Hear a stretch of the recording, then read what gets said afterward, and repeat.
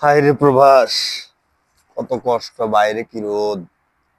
এই রোদের মাঝে কাজ করে পরিবারের টাকা পাঠাইতে হয়, কি কষ্ট! কিরে তোরে প্রবাসে আনছি, তুই এনে বসে দেখবে লানি? তুই কাজ রাইতে দেস না?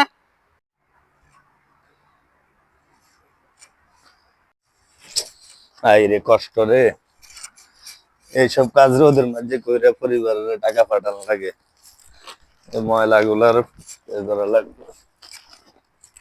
এই কষ্ট কইরাই আমরা আসলে পরিশ্রম করে পরিবারের টাকা পাঠাই, তারপরে কত কষ্ট! পরিবারের মানুষ তো মনে করে আমরা বিদেশে আসছি, শুধু বই বই খাই আর টাকা গাছ থেকে পড়ে, আর আমরা উঠাই উঠাই নিয়ে দেশে পাঠাই দিই। এত কষ্ট আর ভাল লাগে না রে। উফ, একবারে কষ্ট লাগে রে।